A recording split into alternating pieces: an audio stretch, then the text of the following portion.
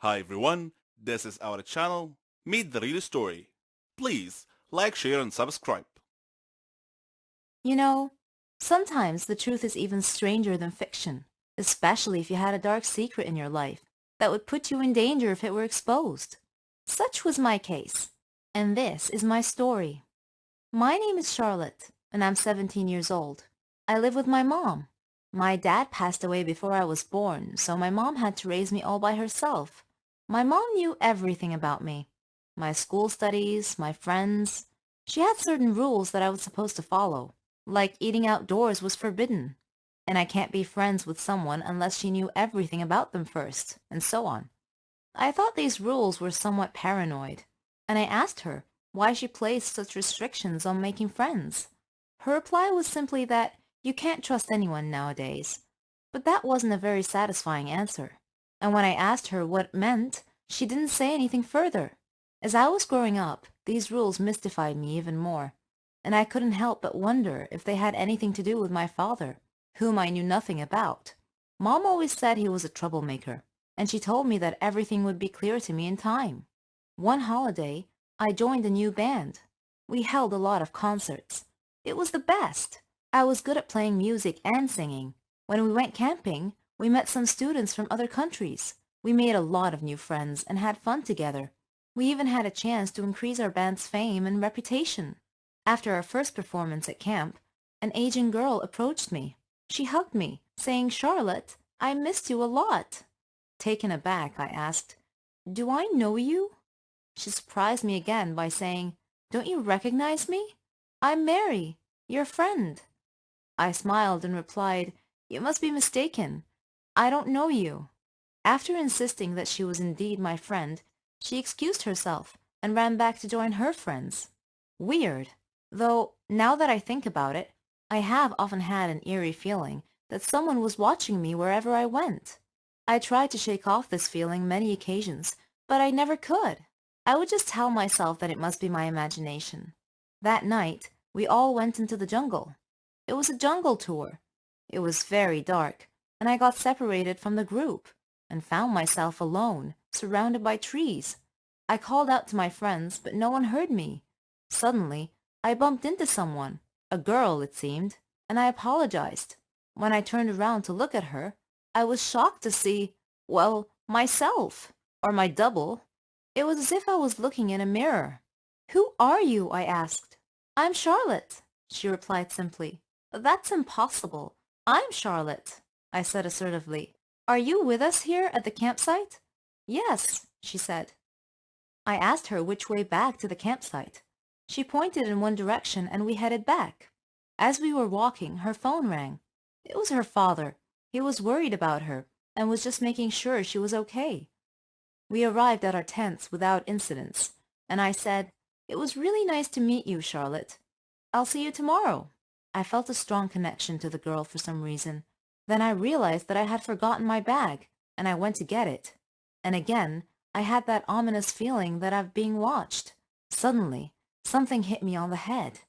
When I woke up, I found myself sitting in a car, surrounded by people wearing sunglasses, and I was really frightened. "Who are you people?" I demanded to know. "And what do you want from me?" One man told me that my dad was the reason they kidnapped me. When I told him that my dad had died a long time ago, he just laughed. Then he sprayed something on my face and I lost consciousness. When I woke up later, the other Charlotte was tied up beside me. One of the men seemed confused, seeing two of me, and he asked his boss which of us was the girl they were looking for. Suddenly, I heard someone shout, "Freeze! Don't move!" The police had come. They came out from the tree line. Surrounding the car, they arrested the men. Then they untied us both. Someone appeared looking very worried. The other Charlotte started coming too, and asked where she was and what was going on. Then she saw her dad, and she ran to him. Her dad then looked at me and asked for my name and my mother's name.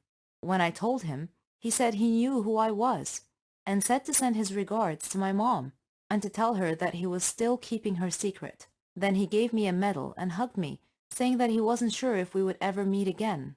I was still staring at him, looking confused, so he smiled and he asked me where my father was. And I told him. that my father was dead. And then he said that that was their agreement. He and my mom, that he was only trying to protect me and the other Charlotte, who happened to be my twin sister. He said he got into some trouble in his line of work. Some people threatened to kill us, so he and my mom decided to split us up. She took you, and I took your twin sister, he said. We did this to keep you safe. I named your twin Charlotte, just the same as you. I was still feeling a bit overwhelmed at this point. This was preposterous. I couldn't believe it. Suddenly, I heard someone calling me. Charlotte, wake up! It's time for a trip. You must have been having a nightmare because you were screaming. I woke up to find myself in the tent with my friend. When I went outside the tent, I stopped. Right in front of me, staring me in the eyes, was a girl who was my mirror image. I don't know where to begin. I don't want to live alone. I'm fed up. I need someone to talk to laugh with, to play with. I've been lonely since birth. My name is Bella, and I'm 10 years old. And this is my story. I lived with my parents in a nice, quiet neighborhood. My father was an engineer, and my mother was a housewife. Father used to travel a lot, but my mom always stayed home with me. Father was always busy. Whenever I asked him to play with me, he'd play with me for a while. Then he'd get a phone call and leave me by myself. Mother was always worried about me. She feared everything on the street, from friends to neighbors. My neighborhood didn't have any kids for me to play with. My parents used to fight a lot. I often saw Mother with her face colored blackish blue. Whenever I would ask her about it, she wouldn't reply. I didn't have any friends because Mother didn't want me to have any. I guess she was afraid they would hurt me. I don't know. One time, my parents were sitting together, and I asked Father why I didn't have any brothers or sisters. He told me to ask Mother, but Mother would just sit there silently, without answering. Later, there came a time when Father grabbed Mother and began beating her. I tried to pull him away from her, screaming, "Leave her alone! Let her go!" He slapped me hard, and I fell down. The last thing I heard before I lost consciousness was my mom screaming. I woke up later in the hospital to see my mom crying. She asked me if I was okay, and I nodded. When we returned home, my father wasn't there. I asked Mom where he was, but she simply said that he left on a very long business trip. I was feeling a little sad, but Mom surprised me with a doll. This was the first time that Mom had ever given me a doll. She said that doll would be like my little sister. I hugged it tightly and said to it, "Nancy, you and I are going to be the best sisters ever." Mom often left me with Nancy when she had to go out to do business. It was okay though. I felt that Nancy could understand me whenever I spoke to her. Time passed quickly. One day, Mom came home tired and went to sleep on the couch. I made a tent in my room where I collected all of my toys and played with Nancy. I was speaking to Nancy and telling her how beautiful she was and how I felt lucky to have her as a sister. Then I asked her, "Nancy, do you know why Father left us?" Miraculously, Nancy answered me, saying, "Father left you because he never really loved you to begin with." I was shocked and took 2 steps back. Then I said with a trembling voice, "Nancy, you can speak?" Nancy answered and said, "Of course. Can't all dolls?" From that moment on, Nancy and I lived in our own private little world. We didn't let anyone know about this. It was our secret. Once, when we were sitting alone, Nancy said to me, "Bella, I need to tell you something." "What is it?" I asked. Then she said the strangest thing. "You have to leave this world because you deserve a better one." That didn't make sense. Actually, it felt more like a threat. It frightened me, and I called for Mom. When she came in, I told her what Nancy had just said to me. She replied saying, "Nonsense, Bella. Nancy is just a doll. She can't talk. Maybe you're just tired. Get some sleep." So I tried to sleep, but Nancy wouldn't let me sleep. She left me alone until midnight, then she woke me up. She put her hand over my mouth and whispered, "Please listen to me. Don't scream, okay?" she said. "I know all your fears, your father's cruelty, your loneliness, your love for me. How your love and belief in me transformed me from a toy to a sentient doll.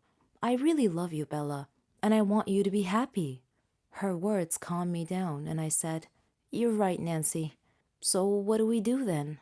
She explained her plan to me.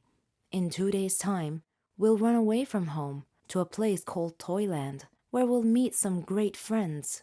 Whenever Mom was busy with work, I would speak and laugh with Nancy, and whenever Mom would enter the room and ask me who I was speaking to, I would laugh and point at Nancy.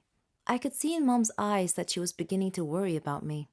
One day, as Nancy and I were preparing our stuff to escape, we were looking at a map we had prepared. Then, unexpectedly, Mom came into the room. She saw the map and asked me about it. I looked at Nancy, and she gestured with her eyes that I shouldn't say anything. Seeing this, Mom took Nancy and threw her into the trash can. I screamed and pleaded. That was all I remember. I believe in the metaphysical world and that there are many mysteries that we don't understand yet, like souls, ghosts, and black magic. Are there really evil spirits who wish to do us harm? Well, I may have an answer for you. My name is Ralph, and I am 15 years old. My life became a journey to study the metaphysical world. My parents always told me that reading books about the supernatural world would mess with my mind, but I didn't care. My friends share my interest in the occult. I remember the first time we tried to summon a spirit. We drew a pentagram on the floor and placed black candles at the points of the star in preparation for the ceremony. After the ceremony started, we waited for a spirit to appear, but all we summoned was a small rat. Even so, we were afraid of rats, so it was still a scary experience for us, but not in the way we expected. In our second experiment, we tried to summon the soul of a girl named Mary. Although it was a fun ritual, not much happened. The power went out and we reclosed a breaker and the lights came back on. Then, we heard the voice of a small girl crying and the voice of some woman saying, "No one can get into my forbidden area." We all screamed and ran away, but then we learned later that this was just the TV that we had heard. But that doesn't mean that supernatural events never happen. Don't forget that. In our third experiment, we tried to communicate with creatures from the planet Uranus by sneaking into a clinic that belonged to a friend's father and connecting an electrocardiograph machine to a girl's hands and feet. I thought she was going to die, but she recovered. Now, you may say that I'm experiencing hallucinations and that all our failed attempts could be explained away by normal phenomena. But what I am going to tell you may make you change your mind and your notions about the afterlife. On Independence Day, we were traveling up north to visit our aunt. Along the way, we stopped at a gas station next to a gypsy camp. The gypsies were gyrating in some kind of wild dance to the rhythm of tambourines, as if they were doing some macabre ritual of black magic and voodoo. At least that's what it looked like to me. I thought it was cool and imagined myself living the life of a carefree gypsy. Among them was a woman with tattoos all over her body. As we pulled into the gas station, she was staring at me intently, and I felt strange, as if her gaze had affected me in some way. After stopping at the gas station, Dad and I got out of the car, and I was surprised when the tattooed gypsy woman approached me and presented me with a cute black cat in a small metal cage. I knew that superstitious people feared black cats and believed them to be omens of bad luck, but personally I disagreed with them. Cats are cats, regardless of the color of their fur. I thought she was trying to sell it to me and asked her how much it cost.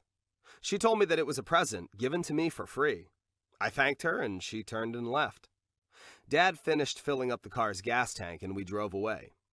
My parents were surprised when they saw that I had magically gained a black cat in a cage, so I explained what had happened with the gypsy woman.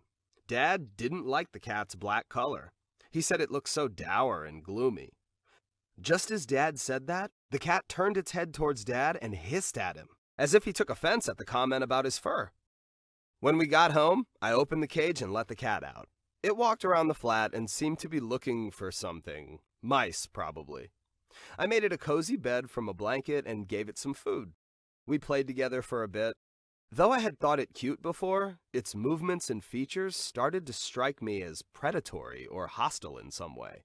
I couldn't quite put my finger on it, but I shrugged it off, thinking that we'll get used to each other in a few days. Later, I began noticing that it had a quirky knack for disappearing and reappearing, as if by magic. At times, I would hear the cat meow as if it were glaring at something, but when I would try to see what it was looking at, there was nothing there. One evening, after visiting a friend, I went home and wanted to get some sleep. Normally, the cat would sleep beside me, but on this particular day, I couldn't find it anywhere. Suddenly, the power and lights went out, and all I could see was darkness. I heard something moving along the wall. I scrabbled around and found a flashlight and shined around. There was the cat. Its reflective eyes shined white, and its canine teeth loomed large like tiger fangs. Big and conspicuous, and ready to bite into something juicy. It was glaring at me as if I were that juicy something, but I yelled at it, and it retreated. My parents had come to see what was going on, so I pointed at Sparky. I had named the cat Sparky, and told them that Sparky seemed like he wanted to attack me. But they paid me no heed. Later that night, I was trying to go to sleep when I suddenly noticed that Sparky was lying right next to me. I broke out in a cold sweat. When I told my parents about Sparky's magical appearance at my bedside, they told me that I was just sleep deprived and that I would feel better after getting some sleep. I finally got to sleep and dreamed that I was in a dark house shining a flashlight around and that Sparky was getting ready to attack me again. I woke up with a start and found Sparky sleeping next to me. I told Mom about my nightmare, but she brushed it off as a bad dream or indigestion from dinner. Then one day, my parents had to visit one of our relatives, and so left me home alone with Sparky. I was really nervous. I tried to find Sparky, intending to return it to that darn gypsy woman, but it pulled its disappearing act again and couldn't be found. That night, my parents were outside when the lights went out again. Again, I heard a sound. Shined the light, saw Sparky with the white eyes and large fangs glaring at me as if ready to pounce on me and attack. Deja vu. I must have fainted because later I woke up to find my parents standing beside me, shaking me to wake me up. They looked worried. I told them about Sparky in the dark, ready to attack again. I asked where Sparky was, but they didn't know. We searched for it everywhere, but couldn't find it. After that day, I began feeling better. Had I been dreaming? Had I been hallucinating? Was it just my imagination? Was Mom right about my books on the supernatural messing with my mind? Sitting, I sighed and dropped my hand to my side. It fell upon something warm and fuzzy. Sparky was there. Being famous is a dream for most people, but achieving this particular dream is not easy. It takes a lot of perseverance, and maybe even some luck.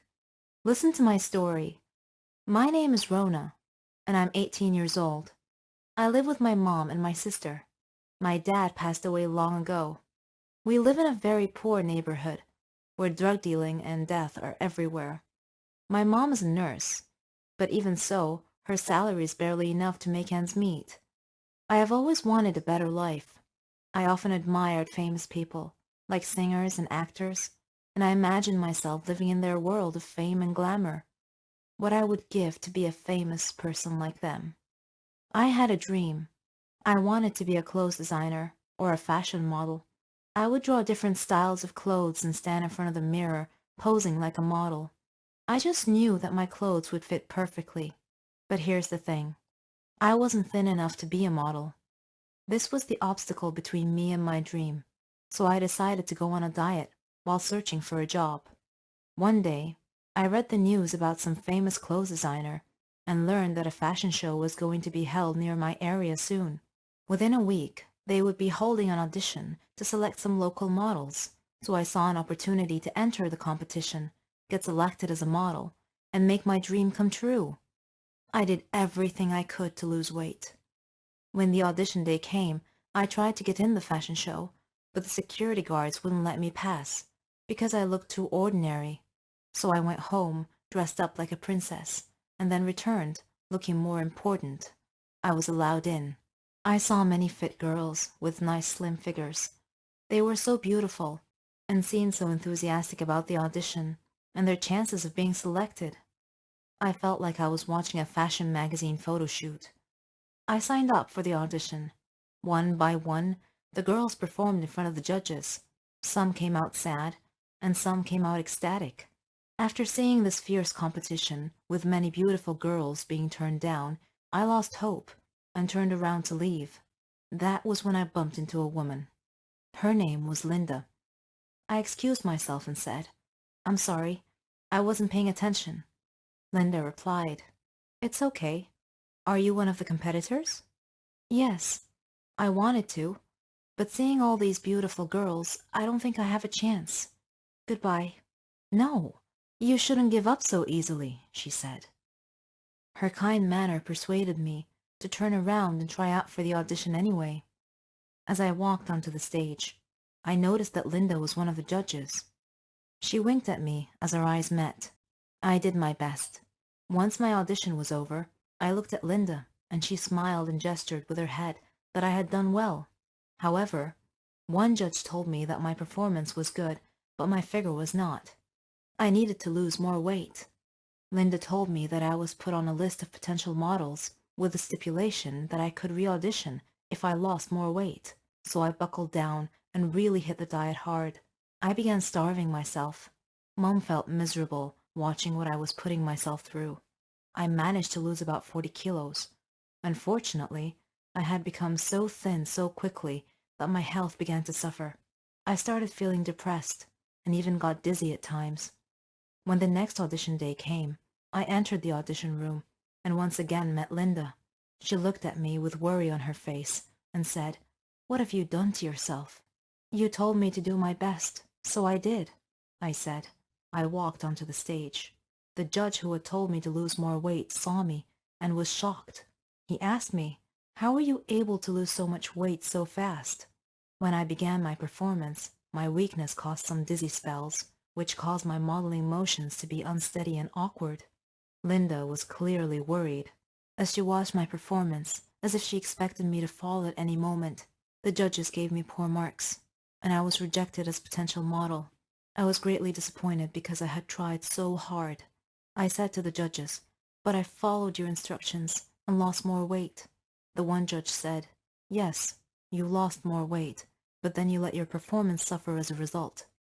Then I passed out and woke up later in a hospital bed. Mom and my sister and Linda were waiting at my bedside. I asked them what had happened. "You're too weak. You fainted on stage," Linda explained. Suddenly her phone rang, and after she answered and listened for a moment, I heard her say, "What? Oh no." After she hung up, I asked her what had happened. She told me that the plane carrying the judges and the competitors had crashed. There were no survivors. They would have to start the whole competition and selection process all over again. Though I was saddened by the tremendous loss of life in the plane crash, I chose to interpret this as a sign from above that I had another chance to achieve my dream, that I should not give up. With Linda's guidance and advice during my rehabilitation program, I was able to achieve an optimum weight with good health. Fate and my perseverance had given me a second chance, and I would not waste it. I am now ready and determined to try again. It's completely normal when we meet someone we like to want to know everything about them. We'd want to get close to that person, and if that person happens to have a secret, we'd have a natural desire to want to know what it is. In this case, one has two choices: staying with that person or staying away from that person. Let me tell you what my choice was when this happened to me. My name is Rosalind, and I'm 15 years old. I live with my dad and my brother. Mom passed away and my brother was small, and I ended up caring for all his needs. Dad was everything to us, as he loved us a lot. He liked to spend most of his time outside, though, and so I was responsible for everything inside the house, in addition to my studies, that is. Memories of my mom were the only thing I had left of her, and I would often just sit and think about her. On the first day of school, Dad was away traveling abroad. All the kids in my class were excited after hearing that we have a new teacher this year. When she entered our classroom, I was both pleased and shocked that she looked exactly like my mom. Even her smile was the same. Her name was Isabel. I just adored her looks, her charismatic manner, and her charming voice. But I wasn't the only one who was charmed by her. All my friends liked her as well. I asked her to be my friend, and she was more than happy to. I told her that she reminded me of my mom. She smiled broadly and hugged me tight. I really missed Mom. Isabel told me that if I ever needed anything, I should just come to her, that it's what best friends do. It made me so happy. After school, I saw her waiting a bit up the street for a taxi. She looked so nice standing there in her makeup and nice clothes. I had told my brother that I would introduce him to her, but as we were walking towards her, a car stopped, and she got in and left. It was a very strange car. It had very dark tinted glass that prevented anyone from seeing inside. The next day, I asked her if she was married, and she said no. I told her I saw her get in a car yesterday, and that seemed to worry her for some reason, which caused me to worry too. She said that one of her relatives happened to see her, and they drove her home. Curious, I decided to watch the same spot again tomorrow, to see if the same thing happened again. But I received a message that Dad had just got back, so I chose to head straight home. I was thrilled that Dad was back. I hugged him and told him how much I missed him. We talked a lot, and I told him about Isabel and asked him to come to school and meet her. Unfortunately, she was absent the day Dad came to meet her. I began to worry about her some more. The day after that, I went to the same place at the same time, waited for her again. I wanted to know about the car with tinted glass. After school, Isabel came and waited again for the same car. It picked her up and drove away. When I went back home, Dad wasn't home. My brother told me that Dad had gotten a phone call and left. The day after, I saw Isabel at school, and she looked very happy. So I asked her why she was so happy that day, and she told me that she had wonderful news, that she would tell me about it later. That same day, I went to a friend's birthday party. Coincidentally, there was a nightclub near my friend's house, where I could see a bunch of weird people going in. Suddenly, I spotted Isabel, arriving and entering that place too. I felt really sad seeing her enter such a weird place. After the party, I went home disappointed. Dad saw the look on my face and asked me what was wrong. I didn't really feel like talking, so he changed the subject and said that he had great news to tell me. He was going to get married again. I was not expecting this. I was so shocked that I was speechless for a few seconds. Then I asked him, "What about Mom?" He tried to explain to me, but I was beyond listening at this point. I turned around and went to my room, leaving him alone with my brother. I sat there thinking about Mom, crying alone in my room. The next day, I was still angry, and I decided to ask Isabel about the nightclub. I went to her office at school and asked her what she was doing there last night. She started to explain, but I cut her off and told her that I was disappointed. Suddenly, I heard a familiar voice behind me. It was Dad's. Dad started explaining in her place. "I'll tell you everything," he said. Isabel's mother was very sick, and she was working there as a part-time job to save up money for her mother's surgery. Rather than hearing the actual explanation, something else caught my attention. "You know her?" I exclaimed. "I mean, how is that possible?" And he said, "I met Isabel not too long ago. I told her that I had a daughter who attended the same school that she was teaching at." Then Isabel added, "I didn't know that you were his daughter, but I loved you even before discovering that." Dad then said that that was what he was trying to tell me last night, that he was going to get married to Isabel.